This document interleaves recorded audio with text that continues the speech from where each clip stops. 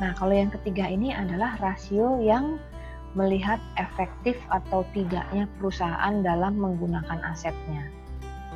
Nah, kalau untuk ini kita perlu laporan dua-duanya. Ya, dua-duanya harus disandingkan. Rumusnya adalah yang pertama, inventory turnover. Ini rumusnya, cost of goods sold dibagi dengan inventory. Nah, datanya kamu kumpulkan dulu. Yang pertama, cost of goods sold ini bisa didapat dari income statement. Inventory-nya bisa didapat dari balance sheet. Nah, untuk ini kamu harus samakan tahunnya.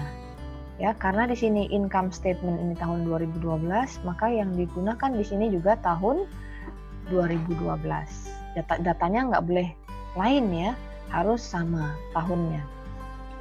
Nah, ini datanya sudah ada angkanya, ya, tinggal dihitung saja, dibagi, dapatlah angka 1,35 kali. Ini cara membacanya, dalam satu periode, maksudnya dalam satu tahun gitu ya hitungannya, terjadi perputaran inventory. Inventory itu adalah persediaan ya. Jadi persediaan kita itu berputar ya sebanyak 1,35 kali. Karena ini di bawah 1,5 ya, jadi masih dihitung sebagai 1 kali gitu ya kalau dalam kegiatan realnya gitu ya. Jadi sebetulnya inventory itu berputar dalam satu tahun tuh berputar 1 kali gitu. Artinya adalah perusahaan ini mampu menjual dan mengganti barang-barang persediaan atau inventory sebanyak 1 kali gitu ya. 1 kali, hanya 1 kali gitu. Jadi mereka membeli lalu kemudian dijual lagi. Nah, itu terjadi perputaran kan persediaannya. Ya, setelah mereka beli, lalu setelah dia simpan dalam satu periode, lalu dia jual lagi. Nah, itu namanya perputaran ya. Namanya turnover, ada perputaran. Nah, makin tinggi nilai ini ya, ini kan 1 kali nih ya. Kalau makin tinggi, misalnya di sini sampai 5 kali, itu artinya makin cepat perputaran persediaannya. Ya, biasanya kalau makin cepat perputarannya itu makin efisien. Artinya apa? Tidak terjadi penumpukan uang di dalam perusahaan, ya. Uang itu diputar terus ya. Apalagi kalau kamu berbisnis ya. Makin sering uang kita diputar, itu biasanya makin sehat perusahaannya gitu ya, bisnis kita. Karena uang itu nggak pernah diem di tempat gitu. Nah, ya. Jadi kalau makin cepat perputarannya itu makin bagus gitu ya. Buat kreditor itu makin bagus gitu ya, makin baik. Nah, gitu. Nah, yang kedua namanya adalah rasio receivable turnover. Rumusnya adalah ini, sales dibagi account receivable. Sama ya, datanya yang diperlukan ada 2. Ya, dari sales di sini ada 1.509. Lalu kita juga mencari data account receivable, ada di sebelah sini, sebelah kanan di bagian balance sheet. Nilainya adalah 688. Ingat, tahunnya disamakan 2012 dan 2012 ya. Nih datanya sudah ada. Dapatlah angka setelah dihitung 2,19. Nah, sekarang cara bacanya. Dalam satu periode terjadi perputaran account receivable atau piutang. Terjadi sebanyak 2 kali. Ya, 2,19 itu masih dianggap sebagai 2 kali. Jadi perusahaan berhasil mengumpulkan hasil penjualan secara kredit sebanyak 2 kali.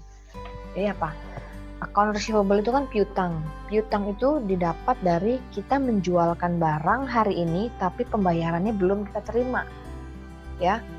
Kita jual mobil hari ini tapi bayarnya nanti bulan depan. Gitu ya. Mobilnya udah dipakai sama orang yang beli gitu. Tapi uangnya belum masuk ke kita. Itu namanya account receivable. Ada piutang. Nah, orang yang beli dia punya utang. Nah, gitu cara ininya ya, memahaminya. Nah, dari hitungan ini ternyata perusahaan itu berhasil mengumpulkan penjualan kredit sebanyak 2 kali. Terjadi perputaran gitu ya. Perputaran piutang itu sebanyak 2 kali. Nah, dari cerita ini. Dari data ini gitu ya. Nah, yang ketiga namanya adalah asset turnover ratio. Rumusnya juga sales dibagi NWC. Sales ini dapatnya dari income statement, NWC ini juga dapatnya dari balance sheet bagian kanan ya. Nah, datanya sudah ada di sini, kumpulkan penjualannya sekian 1509. Nah, NWC-nya kita mesti cari lagi. Masih ingat kemarin ya, rumusnya adalah current asset dikurangi current liability. Kamu ambilnya dari tahun 2012. Current assetnya 1403 ini dikurangi dengan current liabilities 2012 389. Kamu kurangi dulu, nilainya adalah 1014. Nah, setelah dapat ini nilai NWC baru dibagi ya. Salesnya dibagi dengan nilai NWC tadi. Dapatlah 1,5 kali. Nah, bentar ya.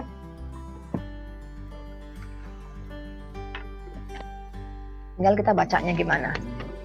Jadi dalam satu periode terjadi perputaran aset ya dari hasil penjualan sebanyak 1,5 itu dianggap 2 kali karena sudah lebih dari 0,5 ya. Jadi dianggap sebanyak 2 kali. Jadi kreditor akan melihat sini terjadi perputaran aset dari hasil penjualan itu sebanyak 2 kali gitu ya.